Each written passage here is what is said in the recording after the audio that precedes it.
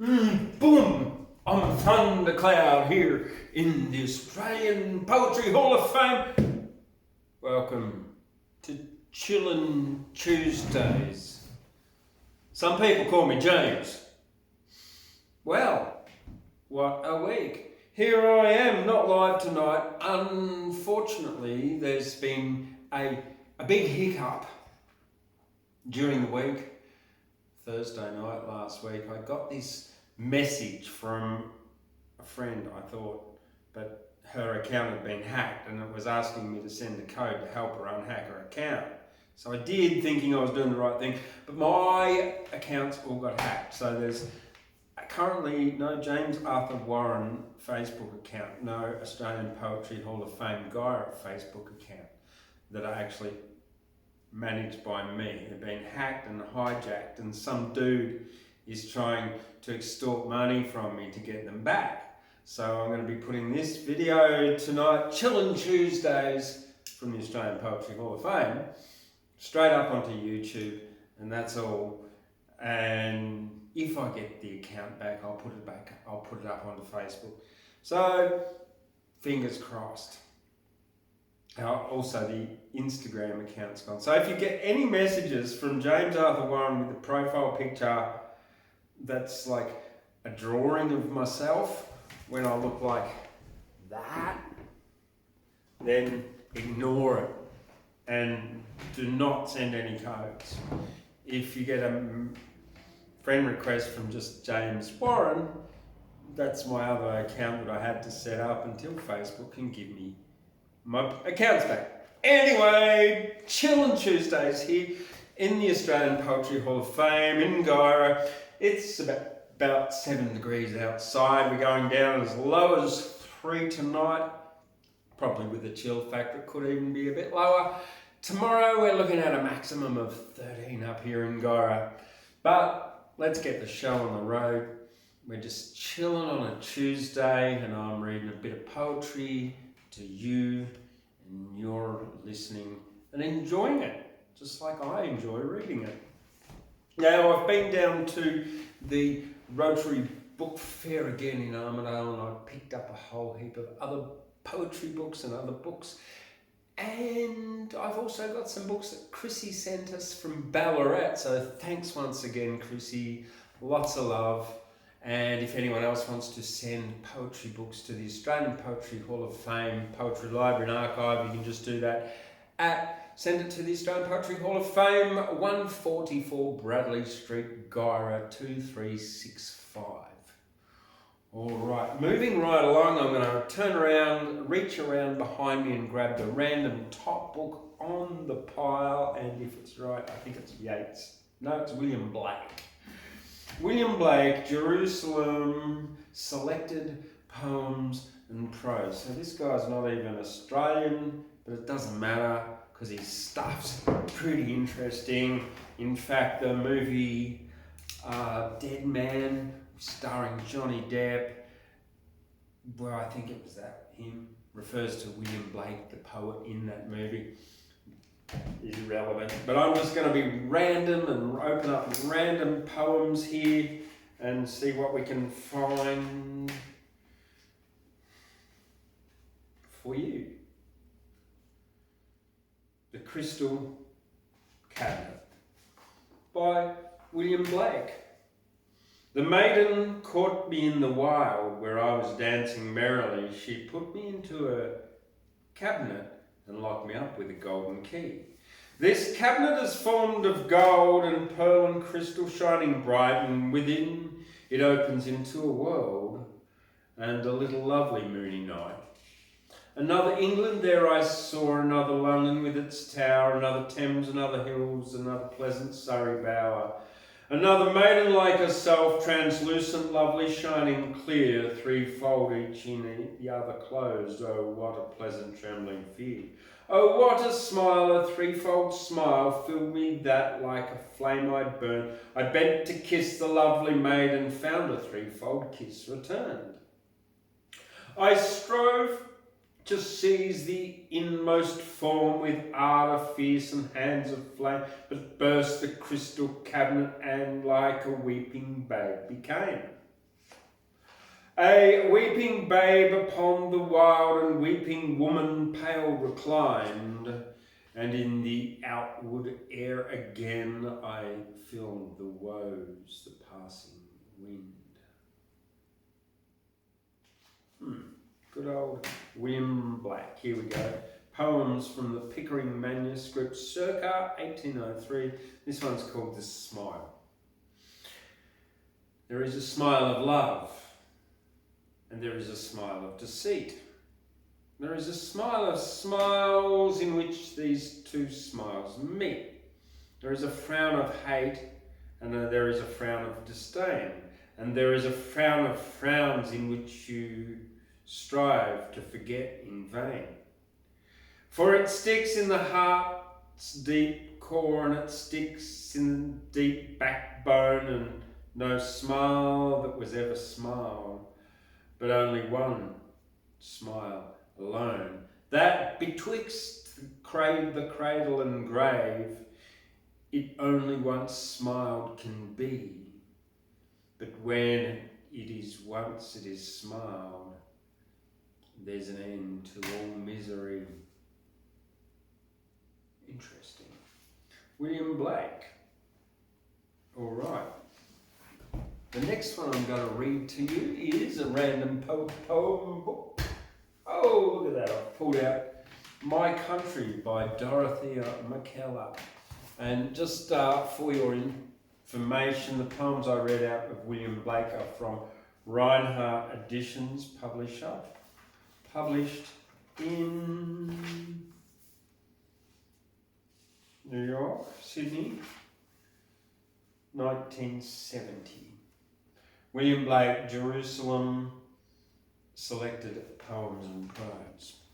The next one, My Country by Dorothea McKellar.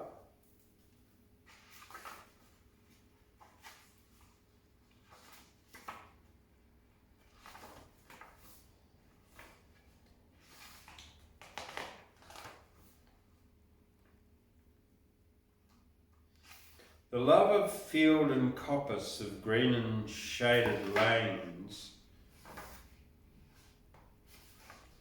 Is there a page missing? No, that's all right. Okay. Here we go. Let's go. My Country by Dorothea McKellar. The love of field and coppice, of green and shaded lanes, of ordered woods and gardens is running in your veins. Strong love of grey blue distance, brown streams and soft dim skies. I know, but cannot share it. My love is otherwise. I love a sunburned country, a land of sweeping plains, of rugged mountain ranges, of droughts and flooding rains. I love her far horizons. I love her jewel sea, her beauty and her terror, the white brown land for me.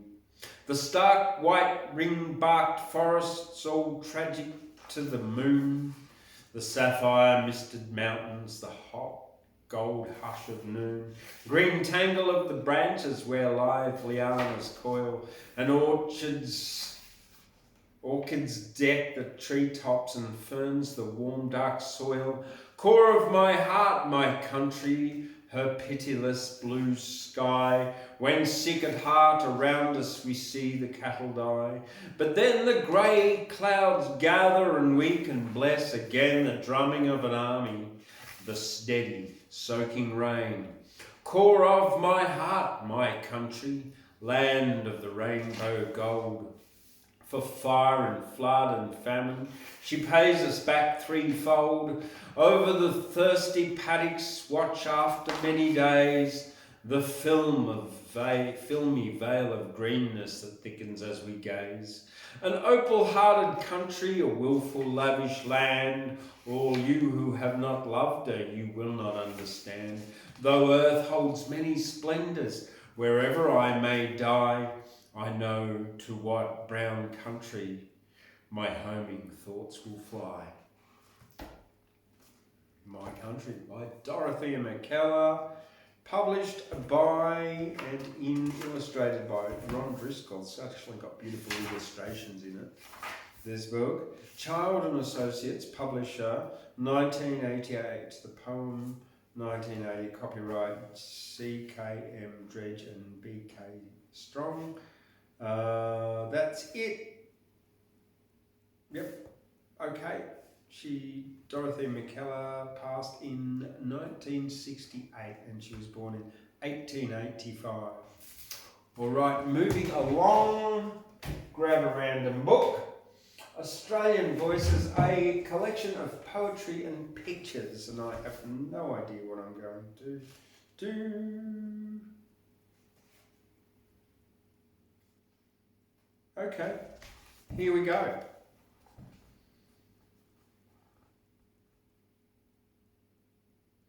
National Hero by Len Fox.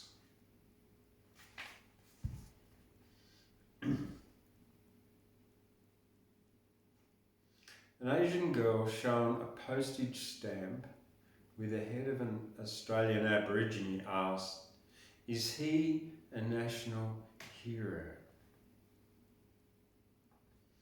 National hero. Postage stamps often show national heroes, but this chap didn't make the grade. Was never top of his class at school, didn't finish his university degree, and couldn't tell one end of a machine gun from the other. All he could do was kill a kangaroo with a spear at 200 yards. And how could Sir Anthony have captured the canal if his army had been able to only to throw spears? He had talent, mind you, could have made a singer, painter, might even have won the right to own a house or buy a beer, like a white man. But he seemed to lack initiative, just roamed round the desert, getting in the way of guided missiles, and probably ended up dying of consumption. These fellows go around half naked, you know, but we treat them very well. Missions and schools and that sort of thing, and we give them jobs and sometimes pay them good wages, and it'll be a pity if they die out because they're awfully decorative for Christmas cards and souvenirs and postage stamps.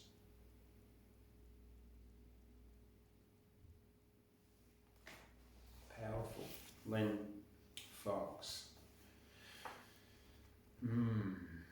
Australian Voices, a collection of poetry and pictures edited by Edward Kynaston, published by Penguin Books in 1974, so it's 48 years old.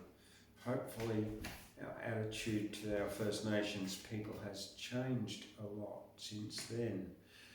And with that, I would like to acknowledge that I broadcast from Kamilaroi Banboy land here and acknowledge the continuing connection to the land of the elders, past, present and emerging. An advertisement by W.T. Gooch.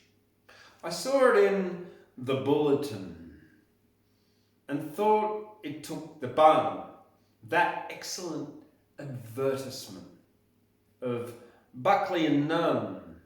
The letterpress is not prolix, a simple label they affix. This style at 29 and 6. Why can't I order one?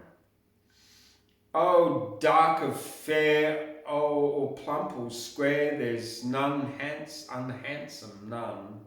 And large or small and short or tall, they charm me, everyone.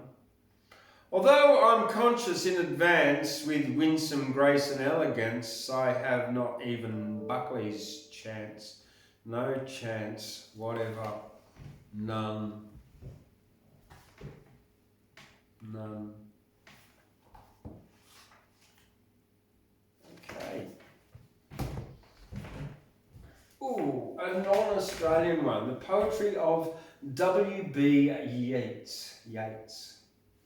By Louis Manice. Lewis McNeese. Okay, with a foreword by Richard Ellman, Faber paper coloured editions, published in this one, 1970. This edition was first published in 1941, this edition 1967, but reprinted in 1970, the year that I was born. But Yeats was much older than that. He was well and truly gone by that stage. All right, so let's grab a poem. I don't even know if there's much in here. It's a book about Yeats. But there's some poems. Here's a poem.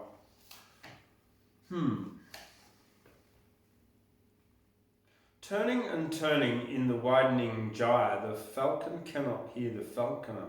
Things fall apart, the centre cannot hold. Mere anarchy is loosed upon the world. The blood-dimmed tide is loosed and everywhere. The ceremony of innocence is drowned. The best all lack conviction, while the worst are full of passionate intensity. Interesting. Well, there's not much in there, not full poems, so I won't be reading that to you anymore. But I'll move along. Here we go. Life's Tapestry by Ugyen Toshomo. Ugyen Toshomo comes from Bombay, Paro. After graduating from Cherubitz College, Bhutan, she joined teaching and served in various schools before picking up her Masters of Education from the University of Newcastle, Australia. Poetry never failed to enthrall her as a child in a way, so she sought solace in poetic repertoire every time life's pathos unleashed its fury and shoved her emotions to its lowest ebb. All right. She is now a lecturer in Paro College of Education, Royal University of Bhutan. So, we've got a Bhutanese poet who writes in English because she lived in Australia and got a Masters of Education from the University of Newcastle. So, let's go random one, Window by Ugyen Toshomo. Window. I sit at the window, watching the rain touch the pane. The leaves flex at the extreme angle. Petals almost breaking. When it rains, it pours. With a book in my hand, the words and sentences meaningless, I drift along the shore of time. The steamy cup. On such a day, just you and I. Storm blew in without warning, sun hid behind the stormy clouds, ocean raised and waves beat uncannily against the shore. The wind blew it all, the floods swept it all. I sat up, bolted the window, shut the shores, and flood walked into the warmth of bedroom light. Escape hatch. I walk every day into this groove, to fall into the abyss of love, into the invisible entrance, into the showers of endearing words. In here we build our world in a house of our own, encircled with warmth, shredded with hues, morning dew and cascading falls, avant-garde of spring, wealth of autumn, warmth of summer, flakes of winter. In here we waft through time like a smooth surfer, riding waves, gliding, straddling through the gale, storm and feisty water. In here, time eternalized, beauty perennial, words downing, eyes fervent, hands energized, passions swell, days gratifying, moment enraptured. In here, just you and I, we are the world. Once upon a time when leaves fell like snow, the judicious man held my hand and looked into my eyes. He swore that he could love me like that, but now leaves have altered its disposition. Once upon a time when the sky was filled with stars, a man in a car drove me down the riverside. We sat whispering and kissing as there was no tomorrow. But now the sky is clouded. Stars are no more. Once upon a time when needle pricked me, this man would come running and bleed and in pain alongside. He would conjure treasure of alternative. He would hold me until tears and pain evanesced. Where did it all go? Once upon a time I had all the reason to smile. The distance dissolved with whispers of love. Every moment lived with the experience of nearness. The tremor of spring enthralled me. The tingle of his voice galvanized. Now, the whispers blanched in the wind, nearness replaced by distance, the song of love dematerialized, skepticism and imputation exult. Once upon a time, the world was sweeter than we knew, everything was ours, how happy we were then, but somehow, once upon a time, never comes again.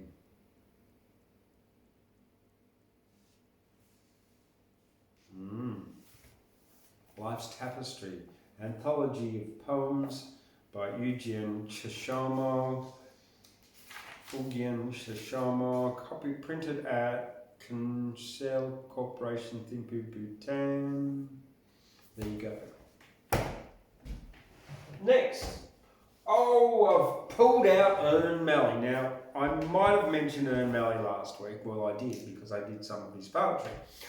The Ern Malley affair was a scandal in which two critics of modern poetry created 16 poems in a weekend using snippets from newspapers and then sent them off to a publisher, and the publisher published them, and then it came out that they were made up and Ern Malley was not real. And then the publisher got charged with publishing indecent material and went to jail. So he wrote, the publisher being Max Harris, who wrote this book, which got the commentary of Max Harris in it, which is just awesome. All right, but I'm going to just grab because these were published in the magazine at the time, Angry Penguins. I'm just going to read one. And one of the things about these poems is that they were actually quite good, some of them, to tell you the truth.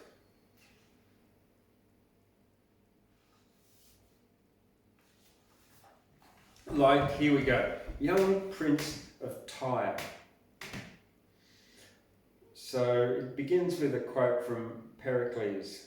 Thy ear is liable, thy food is such as hath been belched by infected lungs. Thy ear is liable, thy food is such as hath been belched by infected lungs. Pericles. Young Prince of Tyre, here we go. Inattentive, suborned, betrayed and shiftless, you have hawked in your throat and spat outrage upon the velocipede of thriftless, mechanical men posting themselves that built you a gibbet in the vile morass, which now you must dangle on, alas.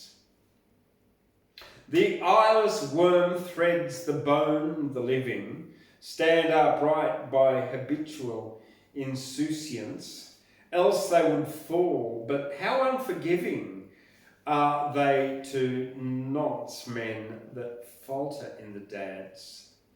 Their words are clues that clutched you on the post, and you were hung up dry, a fidgety ghost. A magpie's carol has the magpie's carol has dried upon his tongue to a flaky spittle of contempt. The loyalists clank their armour, we are no longer young, and our rusty coat fares badly in the lists. Poor Thaisa has a red wound around the groin that ill advises our concupiscene to foin.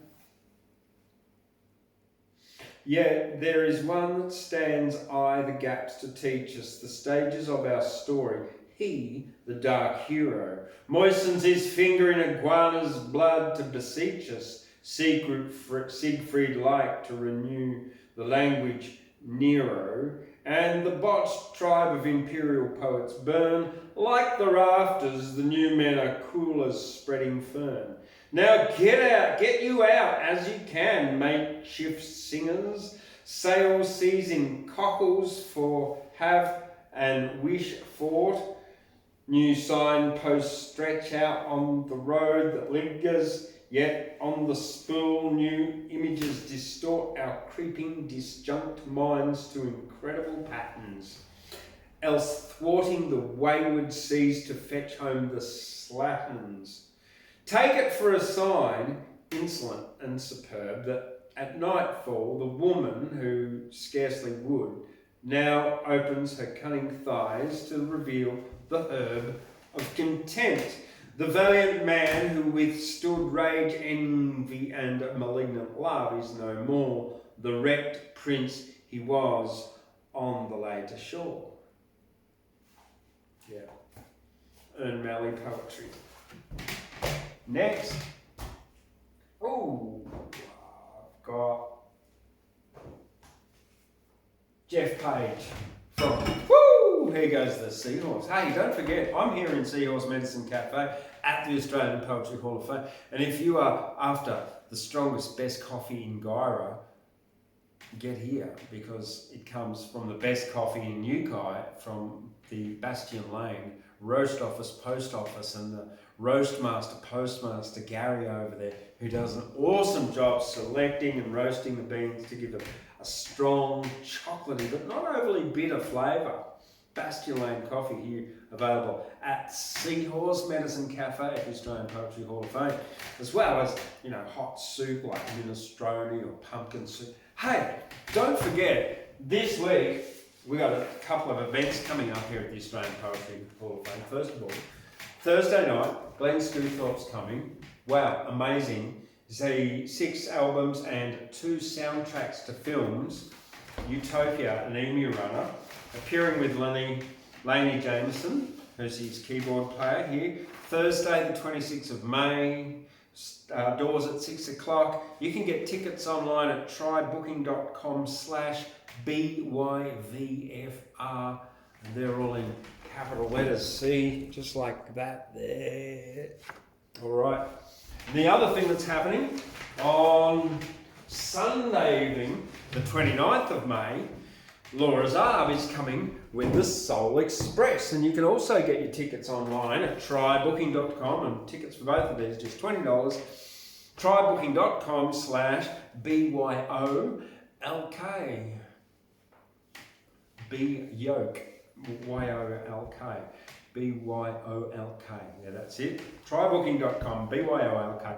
Again, 6 o'clock, Sunday the 29th of May, here at the Australian Poetry Hall of Fame. And there will be food available at both of these gigs, so you can get a meal, sit down, enjoy the show. Get down here, it'll be fun. Right, moving right along, Gravel Corners by poems by Jeff Page. I think I picked these ones up at Or did Chrissy send me to them? I can't remember whether I got them at the Rotary Book Fair or at Chrissy sent them to me. Anyway, so I'll just grab one, randomly one. The junior class, 1. The junior class is like a marriage, not quite a struggle to the death, although a year may seem alive if measured slowly, breath by breath. The junior class is like a marriage you think you might just rub along until an unexpected breeze blows in the door to prove you wrong. The junior class is like a marriage, the air contains your common sweat. The beating of their 30 hearts drums at night you can't forget. The junior class is like a marriage in which you're somehow bound to live as something at the centre builds or at the core begins to give. Don't know much about Jeff Page, but it sounds like he was a teacher. Clarence River, a grazier. His father was a grazier on the Clarence River. Let's see if there's a bit about Jeff Page in here. Nope. But I do have another Jeff Page book here, which I'm going to read to you another poem from. So that was from Gravel Corners, Poems by Jeff Page, published in by Abingson Robertson in 1992. And Jeff Page has written published poetry from at least 1971 right up to 1992. So check him out. One of those other books that Jeff Page has published is this one here, Human Interest by Jeff Page. And this one here, here we go. Jeff Page was born in Grafton, New South Wales in 1940. He grew up on a cattle station on the Clarence River and was educated at the Armadale School and the University of New England. Since 1964, he taught English, there you go, and history in Canberra high schools. Since 1974, he's been a senior teacher at the English department of Narrabundah College. Published 9 earlier poetry books. This one was published in, where are we, 1994. Okay, Human Interest by Jeff Page.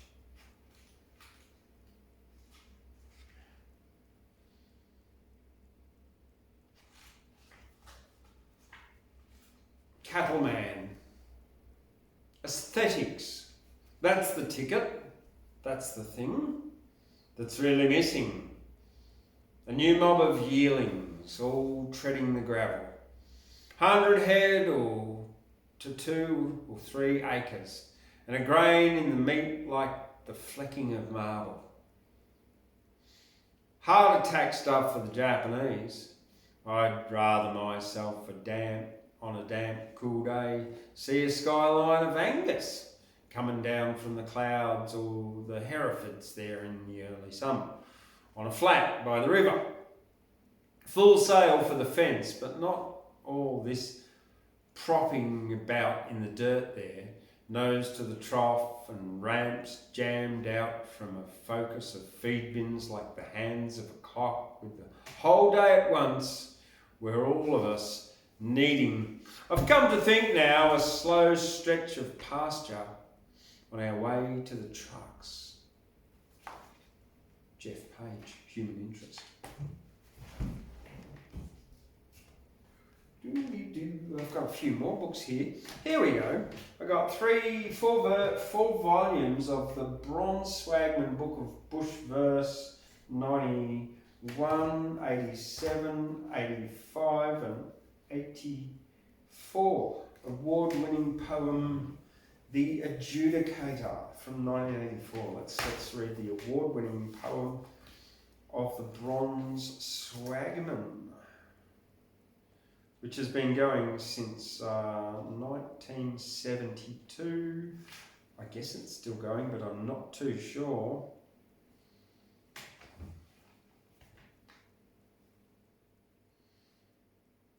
So, The Adjudicator, the winner.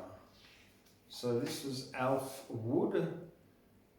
And that's Alf there. He was pretty old in 1984, so he's probably not with us anymore.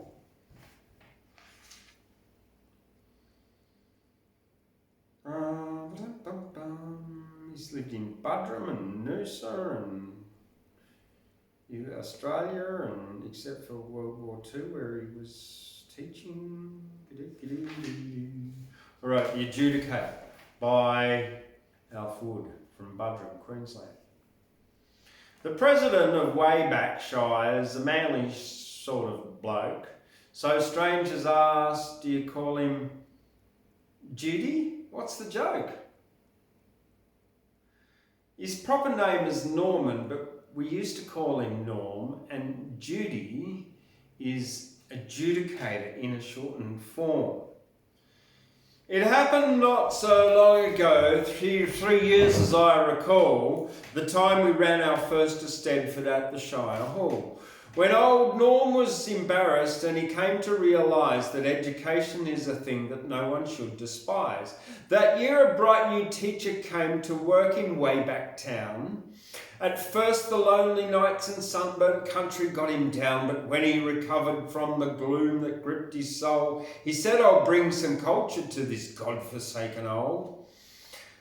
Though I'm afraid the local yokels couldn't care a rap, we'll have a bigger Eisteddfod here, way back on the map, put way back on the map. Attract performers to the town from districts near and far, encourage local talent, and perhaps we'll find a star. When had given the councillors an outline of his plan, he found the president a quite cooperative man. Okay, young fellow, we can help you run this thing, I guess. Just tell us what you want from us to make it a success. Although you know, as well as me, we're stuck out in the sticks, we'll demonstrate to all the world we're not just a bunch of hicks. Just tell me what you want from us, we'll make it a first-rater. One thing we'll need, the teacher said, is a good adjudicator. And then to make sufficient room for singers, bands and all, we'll need to have a proper stage constructed in the hall.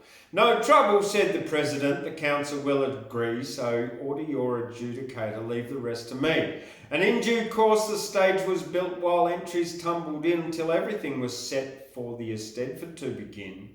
To guarantee no hitch occurred, old Norm himself contrived to pick up the adjudicator when the plane arrived. He'd seen an alternator and some generators too, but what adjudicators were, he didn't have a clue. So as he thought it possible, the burden could be great, he brought along a forklift and a truck to take the weight. The open-mouthed adjudicator wondered what he'd struck when he discovered why old Norm had bought the council's truck. But sense of humour triumphed, and he stated with a grin, I guess I should have told you that I'm short and rather thin. But they say that personality provides just what it takes, but education's needed if you'd avoid mistakes. The people altered Norm's name to Judicator then, reduced to Judy, though he's still the manliest of men. There you go. From the Bronze Swagman, Book of Verse, 1987 edition. All right, in memory of Mickey from the 1985, and this is by Betty Owens. So she's from Kilmore. No, that's where she was born. She's from Goolgong in New South Wales. Sorry, there we go. In memory of Mickey. I'm going over the hills, he said, that grand old man of the land where the hills we knew were the blue mountains blue. Yet how could we understand?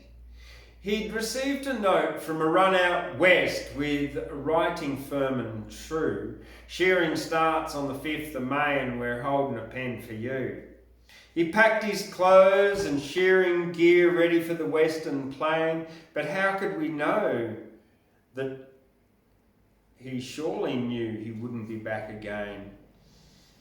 He'd been a gun in the long ago when youth was on his side. He'd paced the champions blow by blow and beaten them all beside. I'm going over the hills, he said, and kissed us all goodbye, and then he lifted his pack and caught his train. Was that a tear in his eye? For the doctor had laid it on the line. You'll never come back again if you go out on that shearing track. They'll bury you out there on the plain. So he made his choice, and with never a word he went over those hills again, and he dropped in his tracks on the shearing board out there on the western plain. Yes, he made his choice and he paid the price, and this truth at last we know. Out there with his mates in the shearing shed was the way that he wanted to go. Betty Owens, Goulgong, New South Wales. Next one. 1987, Murphy's Jersey Bull is the winning verse here by Veronica Wheel. That's Veronica. She's born in England, but she was living in Mount Isa at the time. She wrote this. Murphy was a battler, forever trying to grab a living from a holding that was mainly stone and scrub. He had 7 hungry children, so he greeted with dismay the announcement from his missus that the 8th was on the way. He was flat out feeding 7, but he had to manage now, so he begged and borrowed money and he bought a Jersey cow. She was very near to calving and he watched her udder swell. There'd be plenty for his children, the remainder he could sell. The cow was quite a beauty. It was Murphy's frequent claim that her breeding put the scrubby local cattle quite to shame. When she dropped a sturdy bull calf, with delight he proudly said that he'd heard of Jerseys only slightly interbred, that he'd start a herd of Jerseys only slightly interbred. The neighbours envied Murphy, for the calf was fine indeed. He grew a really prime example of the breed. His mother's milk was plentiful, the richest to be found. Her calf became the finest bull you'd find for miles around. Murphy watched him often and he rubbed his hands with glee. He would use him as a stud bull at a hefty service fee. And the beast was so impressive that the neighbours, sure enough, bought their cows and heifers over for the bull to do his stuff. But although the bull looked machos, all the heifers he ignored. His admiring bovine harem left him frankly rather bored.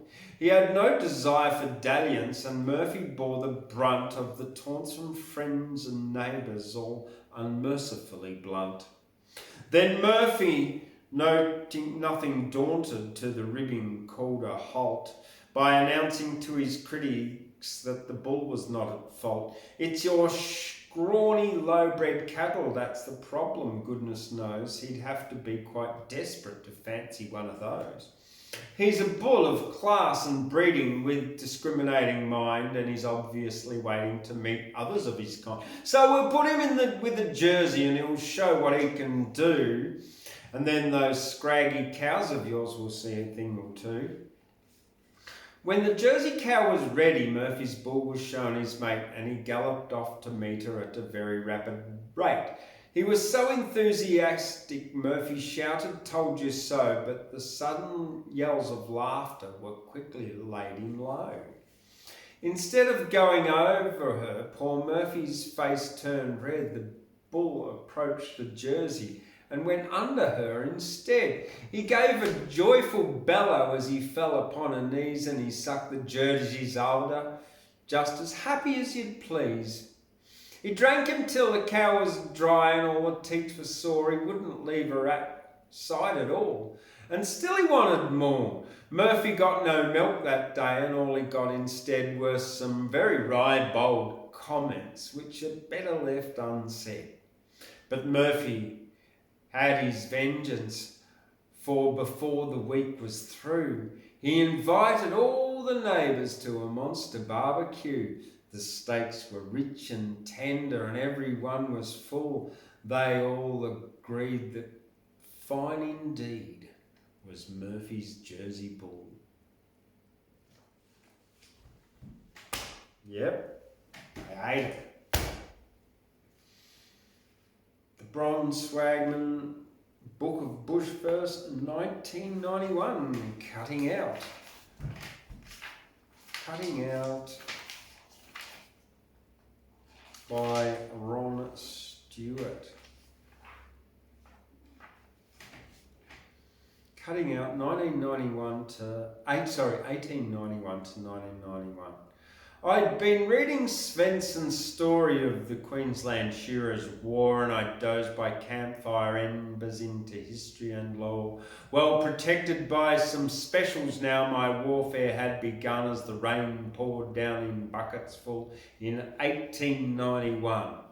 There were taunts of scab and blackleg, but beyond each angry shout came the calls of moral suasion and the shedders cutting out.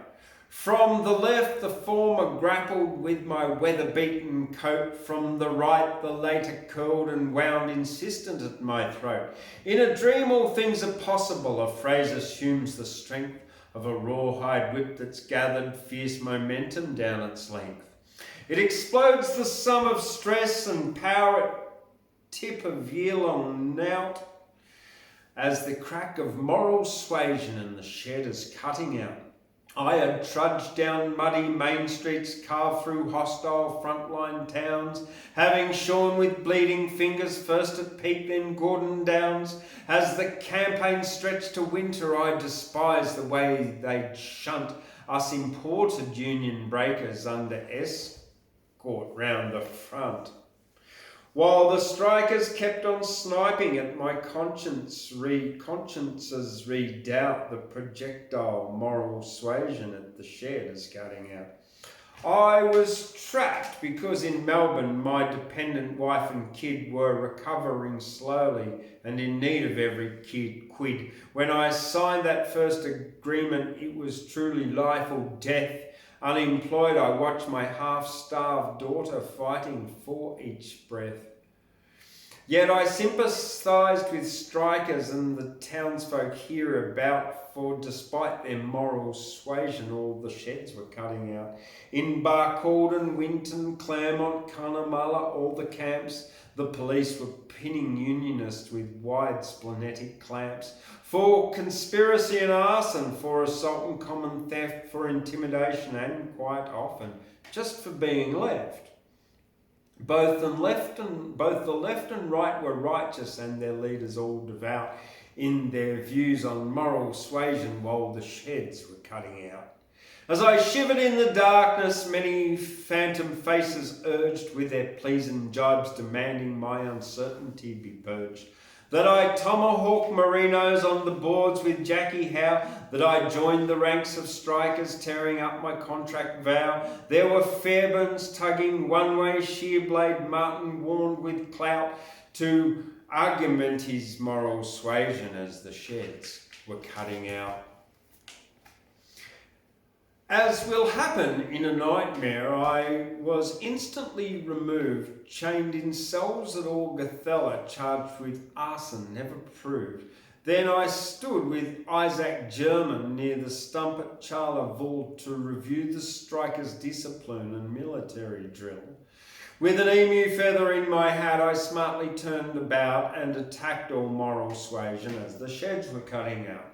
I awoke as Premier Griffith, flanked by stalwart Colonel French, was debating crime and punishment with Harding on the bench. Some historians were mumbling with the jury overhead as to what the war was all about, why William Lane had fled, the effects on capital and labour, night and rouse about, and the trial of moral suasion when the sheds were cutting out. In those hectic, troubled minutes when my dream reduced that year to a jumbled set of images, a bell was tolling clear.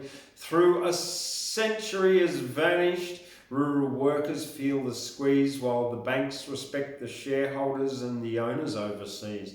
As our land is flogged regardless of recurring flood and drought, no recourse to moral suasion stops the sheds from cutting out.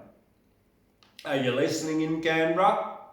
I have not a moment's doubt that we need your moral suasion for Australia's cutting out.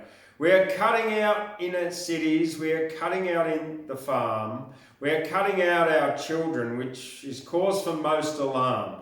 Won't you set a good example, lest the struggle ends in rout? Try some humble moral suasion for Australia's cutting out. Ron Stevens, Hornsby, New South Wales. Ooh, a joke. Ghost joke. What did the ghost mother tell her little ghosts? Don't spook until you're spoken to. Ha ha ha ha. What does a little ghost call his mother and father? His transparents. What do little ghosts like to play with instead of frisbees? Boomerangs. Something like that. Right. The Oxford Book of English Verse, 1250 to 1918. Let's find the oldest poem in the book. It's probably 1250. Well, this one says 1226. 1226. What, the year 1226. Wow, that's like 1,000 years before I intend to die. All right, the Cuckoo Song by Anonymous. Summer is icumen in, Lehud sing cuckoo. Cumin in. Summer is a cumin in, Lude sing cuckoo. Groweth said, bloweth med, and springeth the wooed new sing cuckoo. Oh, bletteth after lom, lehooth after calf coo, bullock stirteth buck, verteth murray sing cuckoo. Cuckoo, cuckoo, well sings thou cuckoo. Niswig thou, never knew. Sing cuckoo, no, sing cuckoo, sing cuckoo, sing cuckoo, no. Wow. So lewd is loud, or is you, luth is loweth, and stertith leps is leaps, and swike is seeth. Okay. Here we go. This one is called The Irish Dancers, circa 1300. I come of Ireland, ain't of the Holy Land of Ireland. God sire pray thee for Saint Charit, come and dance with me in Ireland. The Irish Dancer. Well, there you go. Here we go. Oh gosh, so some of these, here we go. Anonymous. Doors donketh the dunes, Diors with her dared and runes, Doms for deem, worms woweth under cloud, women waxeth wonder proud. So we'll hit while hem seem, yef me shall want will on of on. This one we all, your all foregone, and waiting woe be flame. Okay, so there you go.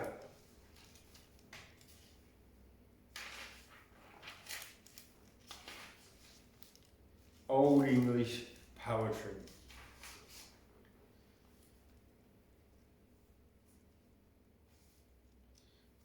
Our Lady's Song from 1375 approximately.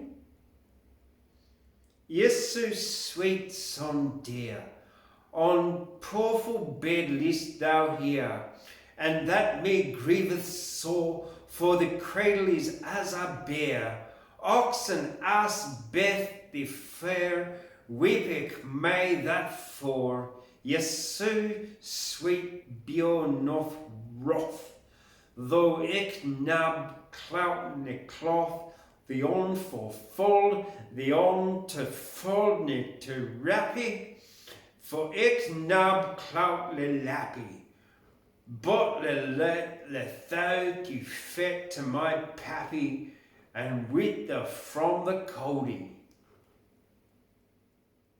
Well, there you go. How about that? The Oxford Book of English Verse from 1250 to 1918. I really have no idea what that was about, but it was interesting. Okay, finally, of other people's poetry, I'm going to read some Spike Milligan because I've got a collection of Spike Milligan, and he was one of my favourite poems as a little boy because my mum read to me from a book of Milligan Animals and Silly Verse for Kid and Small Dreams of a Scorpion, because my mum was awesome, and she still is awesome, because if it wasn't for my mum, I wouldn't be into poetry so much. Well, maybe, but I am anyway. But just so happened that my mum read Spike Milligan. Like, Coptics. Today I saw a little worm wriggling on its belly. Perhaps it'd like to come inside and see what's on the telly. Brilliant. Yeah. Now, he wasn't an Australian, but his parents lived in Woy Woy, and he used to come out to visit Australia fairly often. Mr. Milligan did. So let's read you some. The cheetah. A sleek cat is the cheetah. No other could look neater. He's heavily dotted, so he's easily spotted, and he lives in Tanganyika. Again, a sleek cat is the cheetah. No other could look neater. He's heavily dotted, so he's easily spotted, and he lives in Tanganyika. It's a limerick. And then we go to another one. That's from a book of Milligan Animals. Tiger, tiger, burning bright. Look out, you'll set the jungle alight. Tigers travel stealthily using first legs 1 and 3. They alternate with 2 and 4, and after that there are no more. Yeah. And then we'll go on to Silly Verse for Kids. The ning nang nong. On the ning nang nong where the cows go bong and the monkey all say boo, there's a ning nang nong where the tree nong. Oh, let's begin that again. On the ning nang nong where the cows go bong and the monkeys all say boo, there's a nong nang ning where the trees go bing and the teapots jibber jabber choo. On the nong ning nang all the mice go clang, and you just can't catch them when they do, so it's ning nang nong, cow goes bong, nong nang ning, trees go bing, nong ning nang, mice go clang. What a noisy place to belong is the ning nang nong.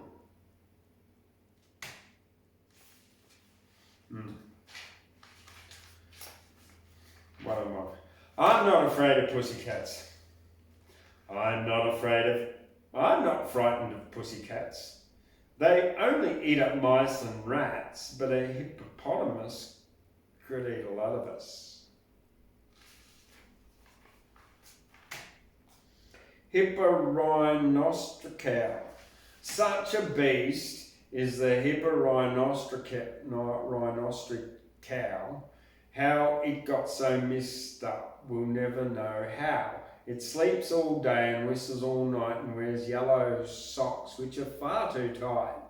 If you laugh at the hipporhinostricale, you're bound to get into an awful row. The creature is protected, you see, from silly people like you and me.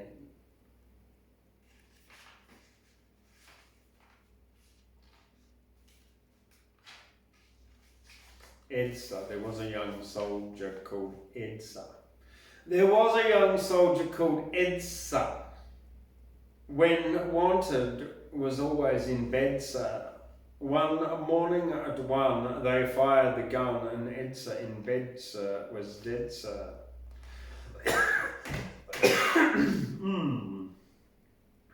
Poor Edsa. All right. Well, we're coming up to the end of Poetry Chillin Tuesday. Except I haven't read anything of my own out. Now, having had my Facebook account hacked, and often wrote a lot on Facebook, I haven't really written much this week. In fact, probably none. It's probably the first break I've had from writing for a long time. So I'm going to go back in history. I'm going to read out Loving You first. Random.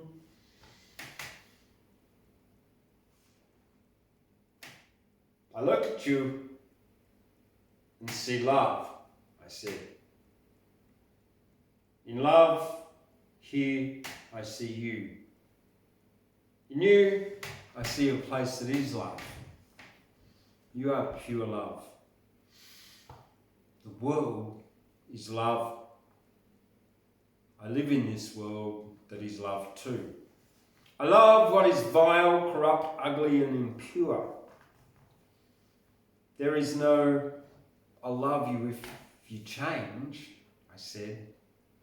We are both love. You there and me here, I said. I am in love around you, I said. I am love. You are love. I am love. I love. Random.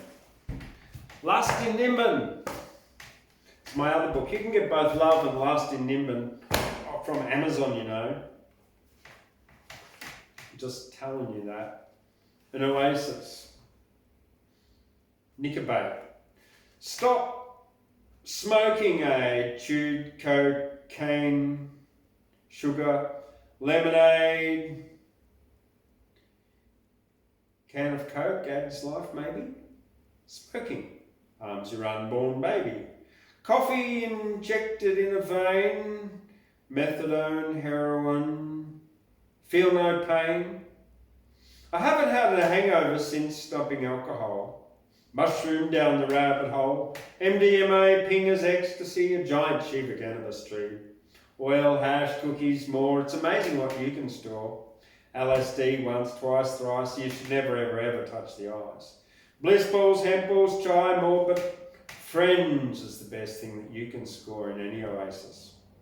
Yes, Friends is the best thing you can score in any Oasis. That's called an Oasis.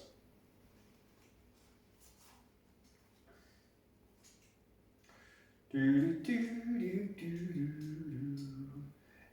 we've got Lust in Nimbin, available from Amazon online. Lust in Nimbin by Thundercloud Repairian and Love in Nimbin by Thundercloud Repairian. And Poetry to End Prohibition, also available from the Australian Poetry Hall of Fame here. And if you want a copy, just send me an email to oneenglish1@gmail.com. That's number one, word English, small ENGLISH, number one again, at gmail.com. Right, I've got some poems marked in here already. So I think I'll do one that is not marked.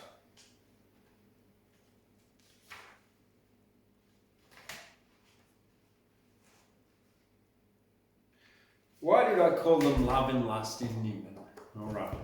Love and Lust in Nimbin. It could have been apples and a peas, or sleeping on a doorstep smelling of blue cheese. But love and lust in Nimbin, it could be living in a human zoo, or angry fascist bully boys, or rainbow hippie spew.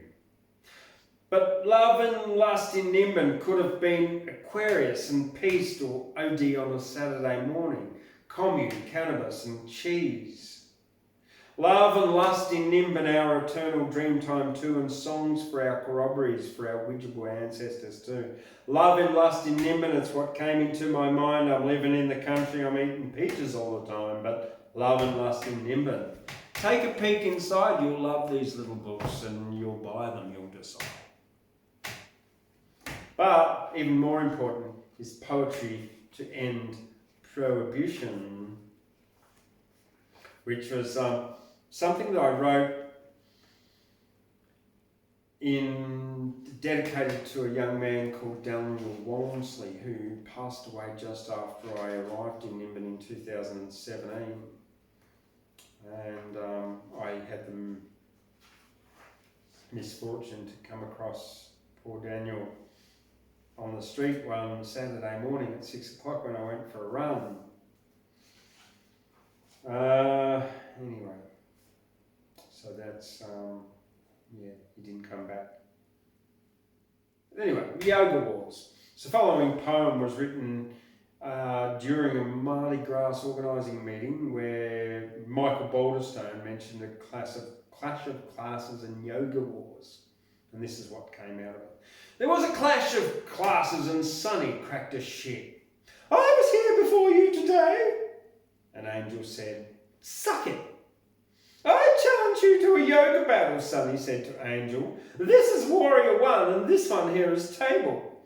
Sonny with a bleached blonde hair and a pink leotard did a cobra and an upward dog and held it very hard. You ought to salute the sun, I was here before you. Angel didn't flinch and went into Warrior 2. Angel said to Sonny, bitch, you are a pain, you can't afford this leotard I got from Lorna Jane. She didn't salute the sun and did a downward doggy too. She flashed her ass to Sonny and said to her, you. Sonny did a cat cow and then a Warrior 3. She raised herself up tall and did a mountain pose and shriek. Angel took a deep breath and sat in lotus pose. She didn't move, just sat there and thumbed a snotty nose. Sonny took a yoga mat and rolled it very tight. Well, she whacked it into Angel's head with all the yogi might. Well, the yoga wars began that day at the rising of the sun because Angel arrived before Sonny and got the best view of the sun. Well, that's it from the Australian Poetry Hall of Fame, Seahorse Medicine Cafe, Chillin Tuesday. I'm Thundercloud Repairian. My mum calls me James. I'm washing away the garbage, leaving rainbows after rain, and I'm playing fun and linguistic games. Yeah, and I've got many names. All right, well, tune in to YouTube for Wednesday Words tomorrow. I will be uploading it after the evening has finished. I'll record it. It will not be going live on Facebook until at least I get my Facebook accounts back. And I can't go live on YouTube because I don't have enough followers. I need something like 1,000 followers on YouTube to be able to even get to stream videos. So if you like this, share it. Subscribe, please. Give it a thumbs up. Click on that bell for notifications of new videos as they get loaded up. And share it, and tell your friends to subscribe because we need 1,000 subscribers just so we can go live on YouTube and give you Wednesday Words over mic poetry night here from the Australian Poetry Hall of Fame and Chillin Tuesdays here. I'll see you later. And if you like this, give it a thumbs up. Yep. And I'll put the link to our GoFundMe in the description. So if you like to support me here, Thundercloud and the Australian Poetry Hall of Fame to continue this great poetry and supporting and Australian poets and international poets and poetry, bringing poetry right to the world from here in cold little Guyra, Chillin Tuesdays, Wednesday Words, then share around. We need more subscribers. Thank you very much, and I will see you later.